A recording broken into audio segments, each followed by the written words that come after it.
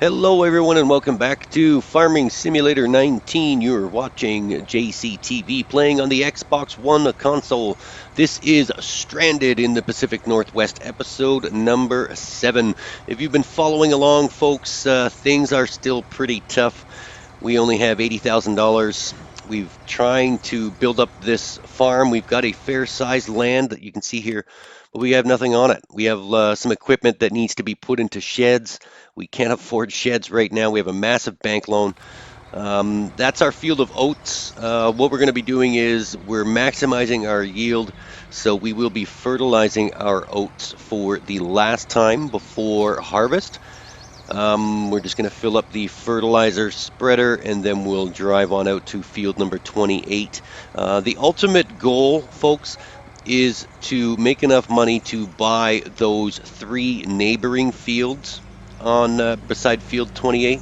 And then what we're going to be doing is running the plow through the pathways in between to join those 4 fields to make one super field, and then the cash will just start rolling in. But for now, things are kind of slow. We only have the 1 field. What we're doing is we've planted oats. So my main reason for looks the grass needs to be cut again. That means we can make some more silage bales. That's free money.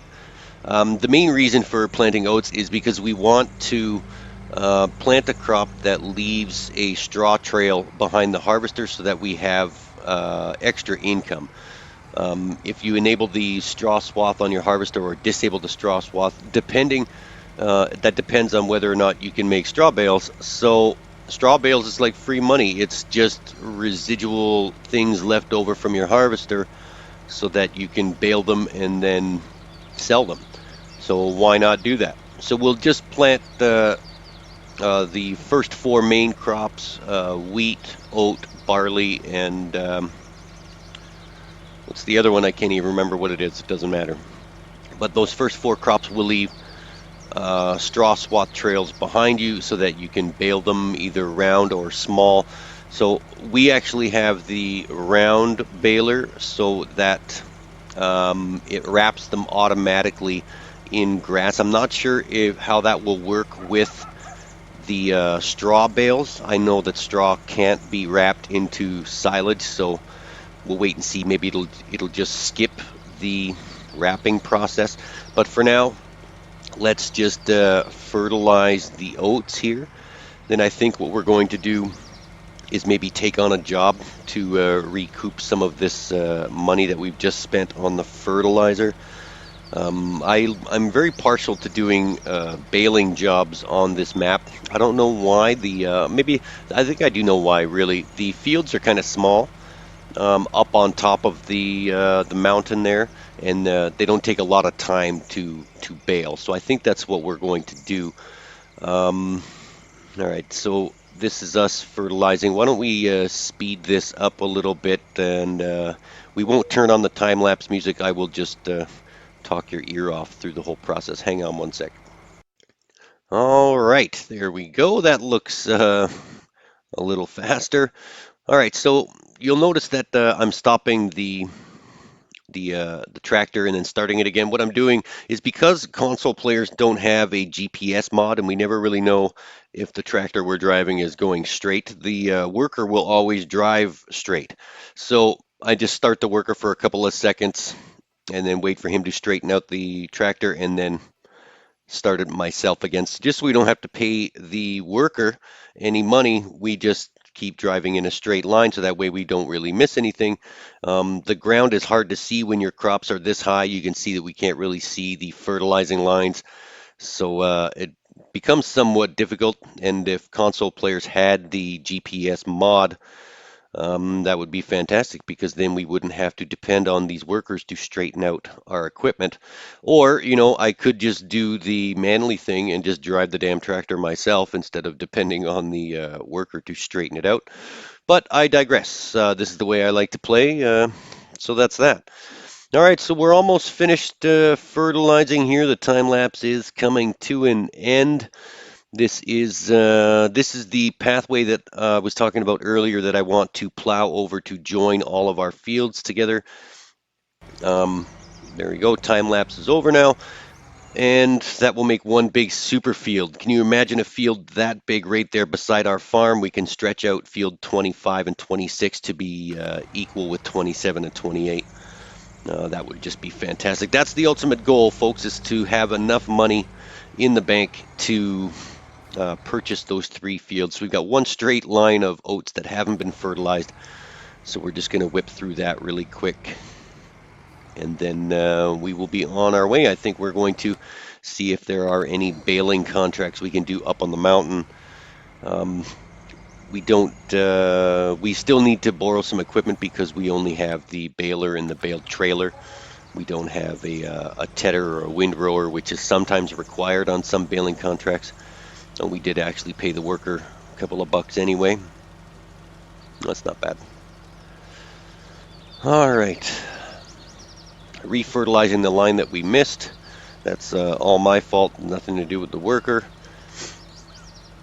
And then we will check out the contracts. All right, so that line is almost fertilized, just a few more feet and we will be done.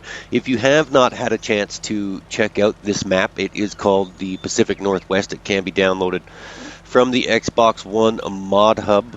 For those of you that are not familiar with the mod hub, when you go in, you do have to click down the left button, the left stick button, to show all mods, not just the top mods. There seems to be a lot of confusion around Xbox One players and who can't see all of the mods that we're playing with because they don't have show all mods on. They just have show top mods. Show top mods will only show you, obviously, the top ones. Show all will obviously show you all of them.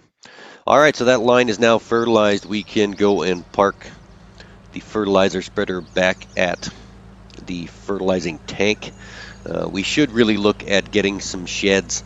Maybe we'll mow the grass again at some point very soon and get another 50 grand from those silage bales. That was pretty phenomenal. If you remember from last episode, we mowed, baled, and wrapped about 35 bales of grass just from the grass that surrounds our farm, and we made $50,000 from one full trailer load and 5 extra bales. It was pretty ridiculous. So that seems to be a source of free money that we don't even have to plant or anything. So if we have time in this episode, maybe we'll do it. If not, then we'll just do the contract and we'll bale some more hay again another time. All right, so now let's have a look at what's happening here.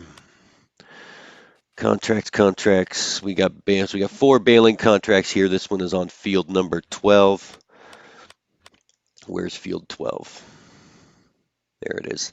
It's a very small square field. It shouldn't actually take us that long. It's right at the top of the mountain, so it's really easy to get to. There shouldn't be a lot of driving. There we go. So we're going to borrow all the items. We've got to go to the shop and pick them up. And here we are. All right, so we've got a tractor. We've got 2 mowers, one on the front, one on the back. We've got a windrower, a baler, a tedder, and a bale transporter. So this is round bales. We're not going to be using the bale transporter that goes on the front of the tractor. I am not very skilled with those. I chased around a bale of hay for probably 45 minutes the other day trying to hook it up to that stupid thing. And we have the auto-loading bale trailer, so we'll just use that. You don't have to use the suggested equipment that's provided to you. If you have half of the equipment, you can use your own, which is good. We do have our own mower, but it's right here, and they provide it to us. So front and back, we'll just... we could have actually used our own mower because it's got a windrower on the back, so that probably would have been a better idea. But hindsight being 2020, we've already started driving up to the mountain. I do like to use... it's a good idea to practice with different equipment. So when you're doing contracts, the different equipment that you use, you could actually practice with it before you buy it for yourself. If you like it, then you can go and buy it. If you don't like it, you don't have to buy it. I think it's a good little testing ground for different pieces of equipment so you don't have to mess around with it on your farm or buy it, hate it, and then sell it. either way. So let's drive on up to the top of the mountain. The scenery on this map is just amazing. They did a fantastic job with this map. And for the life of me, I can't remember who actually made it. But I really enjoy the scenery, especially when driving up and down the mountain. You can see everything. You can see the entire map from up here. And there's so much. There's so many fields, and there's so many things to do. I've yet to drive a tractor off of the cliff in an attempt to get down the mountain a little quicker. Well, let's try and, can we drag race this guy up the mountain? Probably not. We're losing speed. He's going to win. Anyways, I've yet to drive a tractor off the mountain. I have gotten quite a few accidents flying down the mountain on these blind turns. So a word of advice, always watch where you're going, I guess. Don't take it too fast. All right, coming up to the top of the hill with our mowers. See, you can either choose to start a farm down the mountain, or this plot of land on your left, on your right here, is actually the normal starting point. When you get dropped into this map, this is where your farm is, and you can start there and then service all of the fields up on top of the mountain. I preferred or opted to start a farm down the mountain. There was just more space, and I like the bigger fields. So the faster we can make some money and then merge all those fields together, the better, so that we can have a mega farm. Then maybe we can start a smaller residual farm up on top of the mountain, and we can have two operations going at the same time. That'd be something. But for now, that's just a pipe dream. We're going to start the mowing. While we are mowing, we're going to hire a worker to mow while we head back down the mountain and use our other tractor, our own JCB tractor, to bring up all the rest of the equipment. It doesn't make sense just to mow and then drive all the way back down and then drive all the way back up. So while he's mowing, we're going to speed this up a little bit, and then we will go and collect all of the rest of the equipment. So stand by, and we'll check back with you closer to the end of this contract.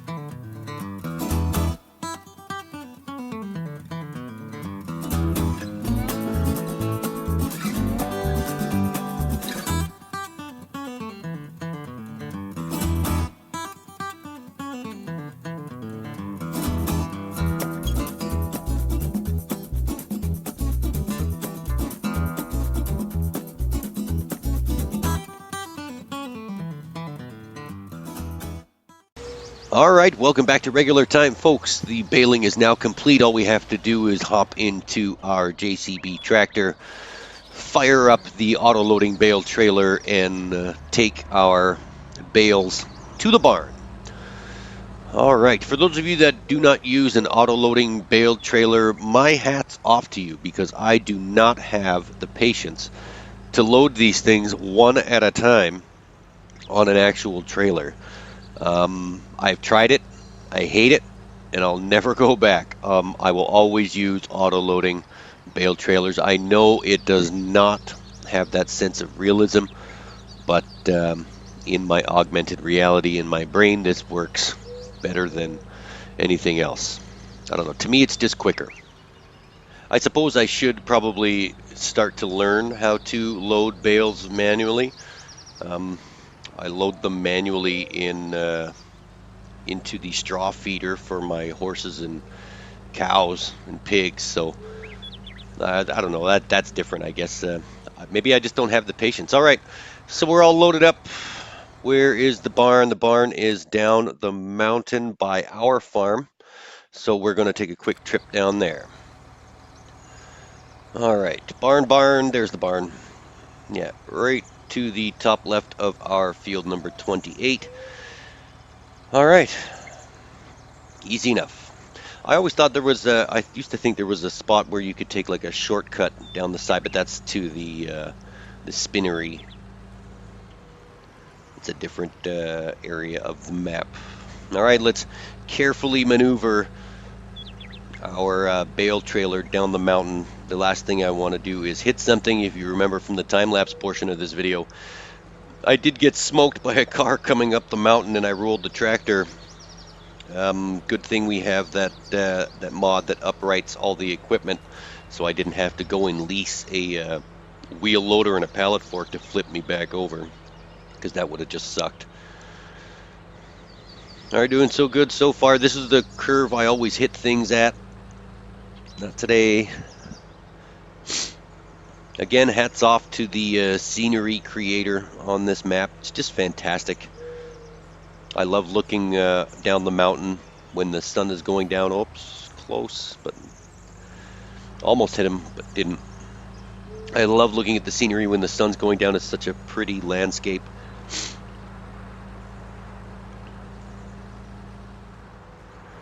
All right, a couple of more turns, and we are at our location. We're going to take a right turn over the Blue Bridge.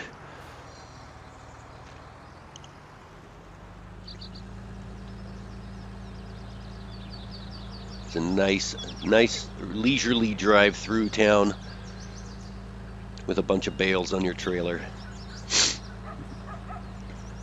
That church is always kind of nice on your right-hand side, too. I like that. Very nice. You don't see old churches like that anymore. We can just shortcut through our farm. We don't need to drive on the street. The big red barn's up there on your left. You can see it coming up on the horizon.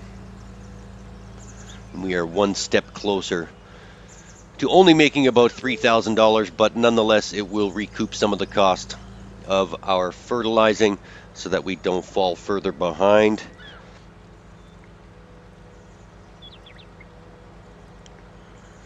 All right, here we go.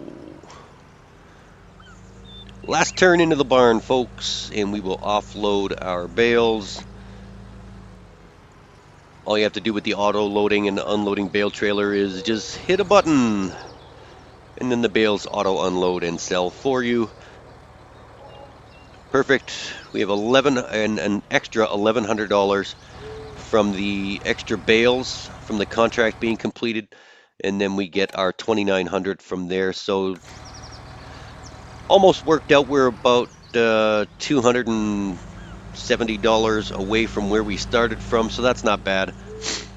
We fertilized our oats and we did a contract and we only managed to lose about $200. So that's actually pretty good.